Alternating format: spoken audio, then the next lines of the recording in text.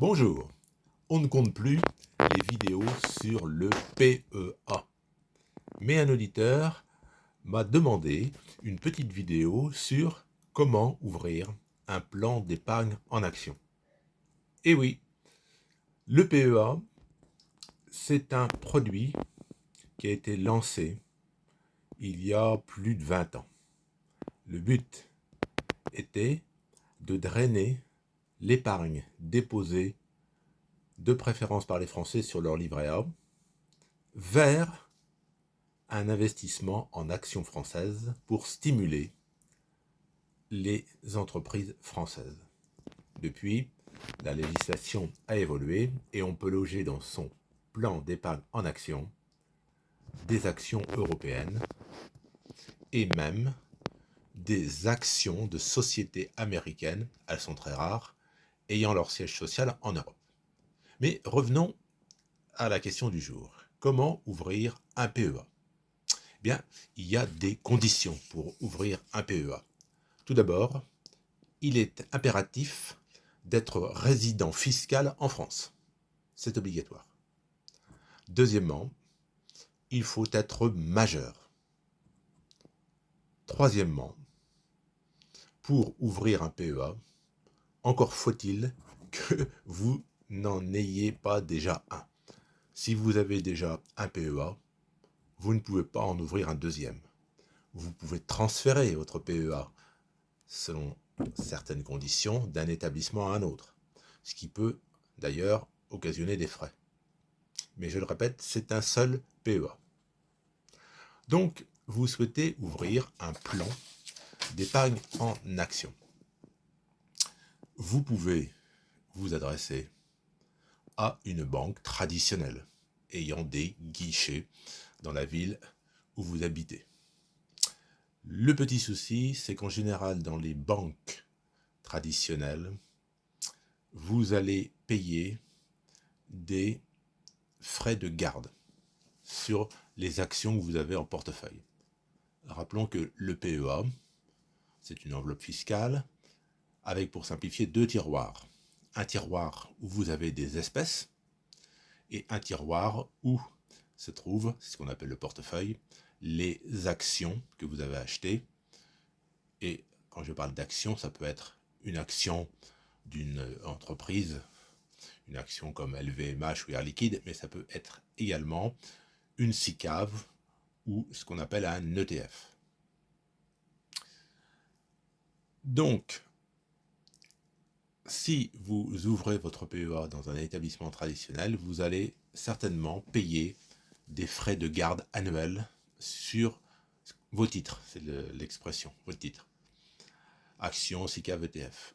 Et ça peut, selon l'importance de votre portefeuille, vous coûter quelques dizaines, voire quelques centaines d'euros par an. Donc, ça ne me paraît pas être la meilleure solution. Après, vous avez les banques en ligne, filiales de grandes banques. Bon, je pense à Boursorama, qui est le numéro 1 de la banque en ligne, filiale de la Société Générale. Fortuneo, qui est filiale du Crédit Mutuel Arkea. Bon, vous n'avez peut-être pas envie d'être client d'une banque en ligne. Mais si vous ouvrez un compte dans une banque en ligne, vous n'aurez pas de frais de garde à payer. C'est un des avantages par rapport à une banque traditionnelle. Dans une banque en ligne, vous aurez également des frais de transaction qui vont être réduits par rapport à une banque traditionnelle. Alors, je ne vais pas rentrer dans le détail. Bon, il y a tellement d'offres parce qu'il y a d'abord plusieurs banques en ligne. Je vous ai parlé de Boursorama et de Fortuneo. Boursorama numéro 1, bon, Fortuneo qui est 2 ou 3e, mais il y a également d'autres banques. Après, quand vous avez ouvert votre compte, bon, il y a plusieurs formules qui peuvent aller de ce qu'on appelle la formule découverte, c'est-à-dire que vous faites un ordre d'achat ou de vente par mois ou deux par mois, si vous le souhaitez. Ça peut être des formules appelées trader pour des gens qui font beaucoup d'achats et de ventes. Donc c'est très difficile de parler de tarifs.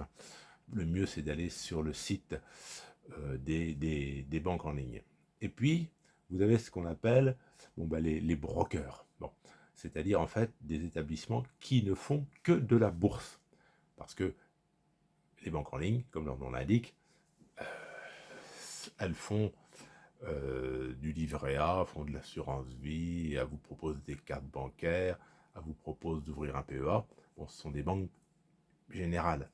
Un broker, c'est une entreprise qui ne fait que de la bourse. Alors, en France, il y a un broker qui n'est pas forcément très connu, qui s'appelle Bourse Direct. Bon, c'est un acteur sérieux qui existe depuis de très nombreuses années et qui est d'ailleurs coté en Bourse de Paris. Mais c'est vrai qu'on ne parle pas beaucoup de Bourse Direct, je ne sais pas pourquoi. Bon, c'est un établissement qui existe depuis très longtemps, mais bon, qui n'est pas tapageur, qui fait moins de bruit que les intermédiaires dont on entend beaucoup parler sur YouTube, De Giro, Trade Republic, j'en passe, et des meilleurs.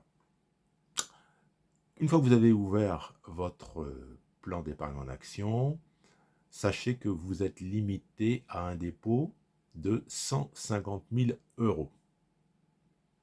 Après, si vous faites un bon choix d'action, votre PEA, il peut monter à 200, 300, 1 million d'euros. Mais vous ne pourrez déposer que 150 000 €. L'intérêt d'un PEA, c'est vraiment de le garder au moins 5 ans.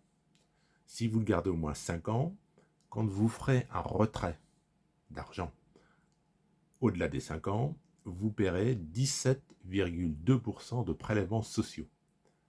Donc on vous dit, le PEA est défiscalisé, c'est-à-dire que vous ne paierez pas d'impôt sur le revenu, j'insiste bien, vous ne paierez pas d'impôt sur le revenu dès lors que votre PEA a été ouvert depuis plus de 5 ans. Mais vous paierez les 17,2% de prélèvements sociaux.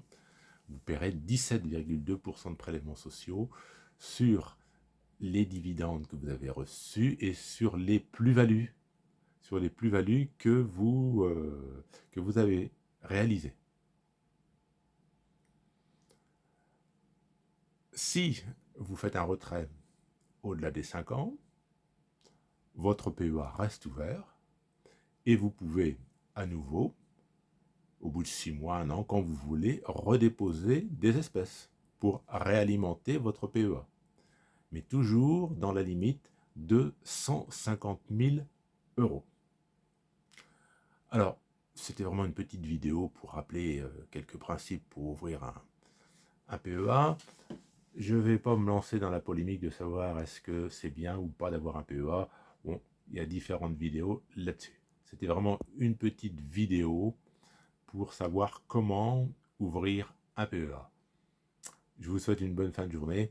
Et puis bon, puisque c'est l'époque, un bon week-end Pascal. Au revoir.